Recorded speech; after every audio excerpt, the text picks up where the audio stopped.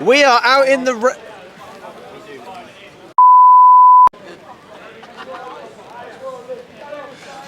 We are out in the rain after beating Ajax 5-1 in the Champions League. Before you watch the fan cam, a massive shout out to our sponsors, IPVanish, the best VPN out there. If you watch football, especially in the UK, you know there's a number of games you're not able to watch without VPN. And IPVanish is the way to go. It's super easy, super efficient, very, very effective. And, well, listen, it's endorsed by myself. So there is a link below in the description. Click that link. There's also a QR code on screen if you want to use that. Check out IPVanish and up the Chelsea. Hello, everyone, from Chelsea Fan TV. Chelsea 5, Ajax 1. And off to Holland you go. Nina, we are outside Stamford Bridge after a thumping. And I think I don't really know what else to use in terms of a description of that game apart from easy. Yeah, like a pre-season friendly almost. I was like flashbacks to Conference League, like with the lineup and then with the trajectory of the game and everything. But fair play. Yeah, I mean it's such a good, not just performance for obviously the Champions League and the result, but just such a good opportunity for the youngsters that we saw to get game time. And they were all so hungry, Alex. Like they were almost auditioning for a spot in Saturday's fixture against Sunderland. Like they were just all so up for it. And you know, setting new records in the Champions League, three of the youngest goal scorers. They all just beat each other's records. Just went, no, I'll have it, you have it, I'll have it, you have it. So yeah, brilliant from that front. Great that Gittins and Estevao and Buonanotte got full 90 minutes. You don't see that often. So again, to say that they managed to do that in the Champions League is pretty massive. Yeah. Yeah, it's massive. And you know, it's nice as well, especially when you look at players like Buonanotte. He said that he wanted to come to Chelsea to play in the Champions League, then got taken out of the squad. He wasn't even listed as one of our players. Yeah. And he got put back in because of some injury issues that we had.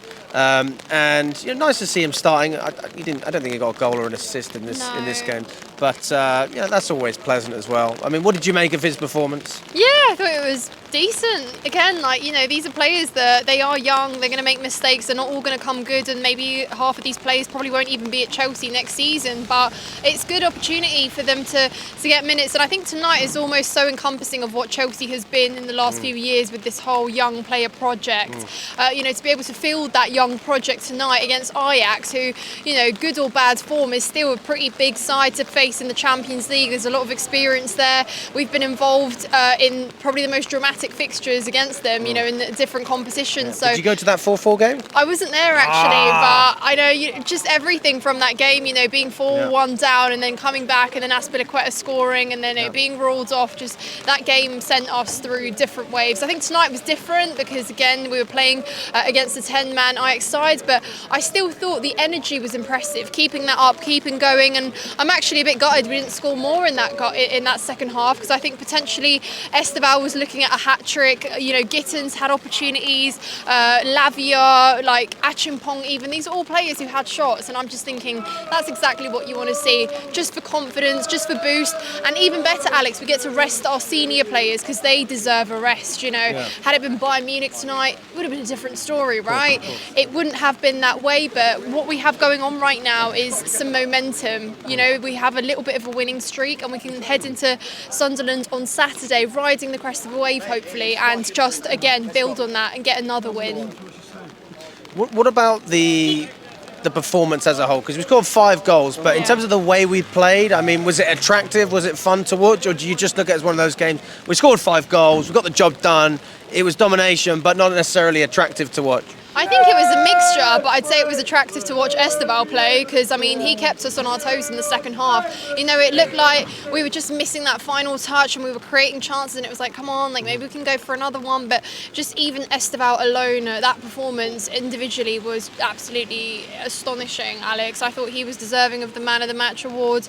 Jamie Gittins got it instead. But Estevao is a player that lifts the whole stadium up on their feet. How many players can you say have that ability? And I guess we have that with Cole Palmer because everyone's so excited by his performances, but to have Estevao as a close second there is great. He's so cool with it, rolled up sleeves, effortless. You know, I watched the ball at his feet and I literally get dizzy watching him just step over after step over, and it's always leading to something though. It's not futile. Do you know what I mean? Like, we've had those wingers in the past that they can dribble, they can do the pretty bits, but when it comes to that final decision, it's like, oh, well, what's the point of all of that then? But Estevao has more. Do you see that bicycle kick attempt? That would have been the absolute best goal we'd have seen in a long time.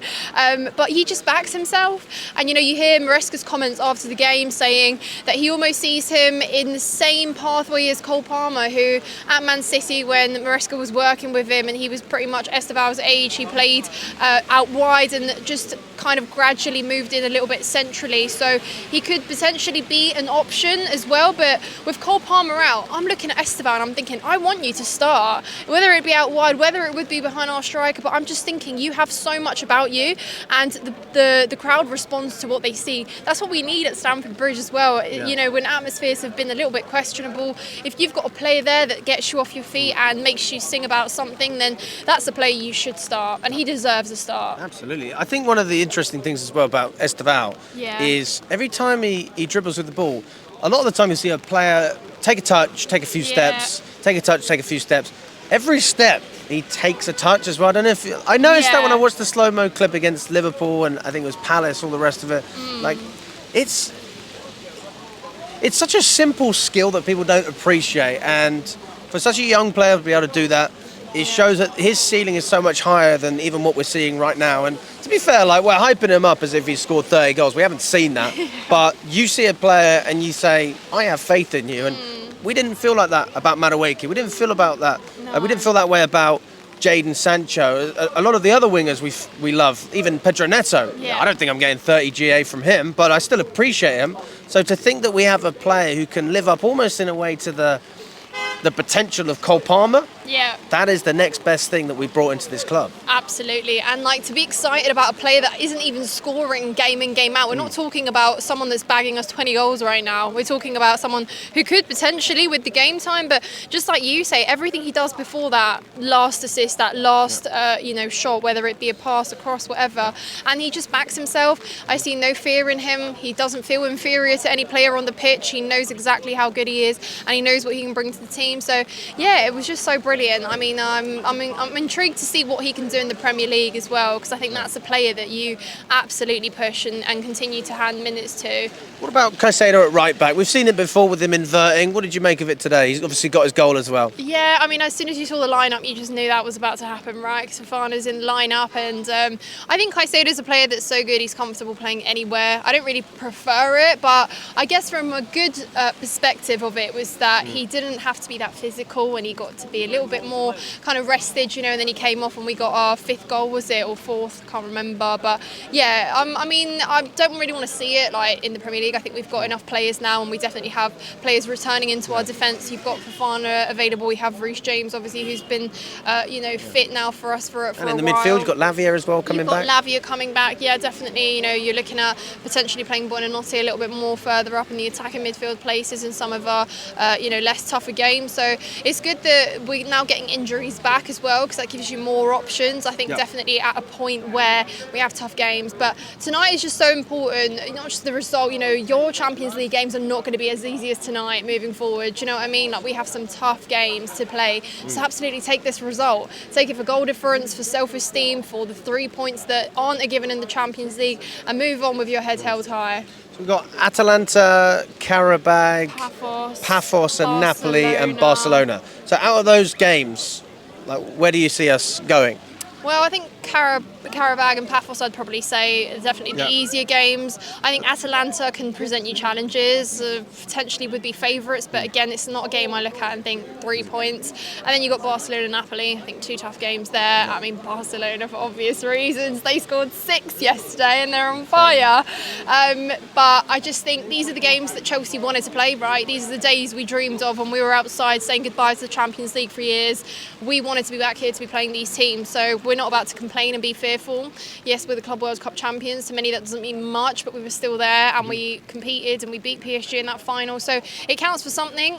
I know we've been a bit inconsistent, but if we can get in a bit of a winning streak groove, why not? We have the players, we have the potential. Maresca seems to be making mistakes, but also rectifying them. That's important as well. Anything specifically? No, I just look back at the last few games where, particularly ones where we got red cards and just the way he reacted and the mismanagement of stuff. But he is learning. I think he knows exactly what he has at his disposal. You look at Mark Gue tonight. That's potentially someone you can opt for in the Premier League. He was almost going to Sunderland. Well, playing against Sunderland for Chelsea up front. So yeah, I think again I'm looking at Mark Gue, someone who has a lot more to offer than meets the eye because he's very physical. He offers you pace. He presses, he's good in the air, aerially a threat, and he's got a shot on him. So yeah, I potentially look at Mark Gue, and I think until Delap's coming back, Joao Pedro needs to get rest here and there because he's been playing into the ground full 90 minutes. So Mark Gue's an option to start up front. It's good to have. So you want to see him starting up against Sunderland? I so would. Yeah, I so would. And again, if we're coming up to these decisions where you choose to play Tyreek George or Mark Gue, I don't think we should see Tyreek George in a number 9 position. So, he scored as well, though, in fairness. Yeah, he did, definitely. But again, George is great and he's exciting. I just think he is far from ready to be starting for us in the Premier League consistently. But with Mark Gue, there's a bit more presence there as a number 9, and I think it could be quite important for us. I like George in terms of his ability to score goals. I think he's got a good shot on him, but I think in terms of the overall package, Mark Gue just looks more attractive. Yeah. But that being said, the goals isn't. Yeah, it's pretty much the same, isn't it, since they've been at Chelsea. But also, you've got to look at chances. Gue's never had a chance. And every game he's been given a chance so far this season. You've got Liverpool, Forest, and now today he has excelled. He has helped us get points. Absolutely. And why should that change? Why should you reverse a trend if it's working? Don't change it. Yeah. So just looking at the defence as well. So we had Hato on the left. We saw Yeah. Fofana in there. Caicedo, we presume we won't see him again on Saturday in that position. What does your back line look like against Sunderland? Yeah, well, I think, we're going to resort back to, obviously, Mark Cucurella coming back into the side, I think.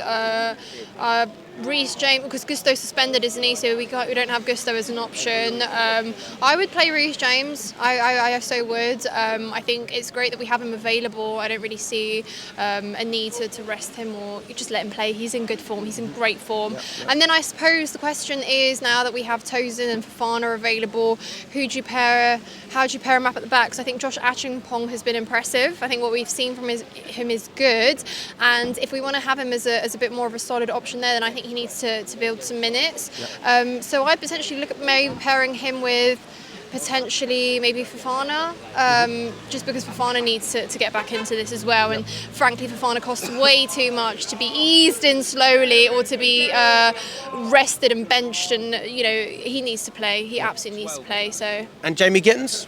He got man of the match, didn't he? He did, yeah. I thought Estevao would get it, but fair enough. And actually, fun stat for you, Gittins created more than 5 chances in a Champions League game for us, I think it was, which is a record last held by Eden Hazard. Wow. So that's quite an impressive one. But yeah, I thought he looked quite comfortable in his role tonight. I think, again, he almost reminds me of Mudryk and Madueke when they came to Chelsea first. Raw, good qualities, but not quite polished, not quite there, inconsistent. So I think with him, it's still a bit of a question mark, long term. But, I'm supporting our players. Let's see what comes of it. Is he going to be maybe an option off the bench? Will he get a start? Maybe not, because then you've got Garnacho waiting on an opportunity and on looking as well. Neto, who is our most reliable winger, out on the other side. So, yeah, but this is what you want, right? Work it out, Mariska. It's exciting. You don't have a so-called starting 11. Everyone wants a spot. You saw the audition tonight.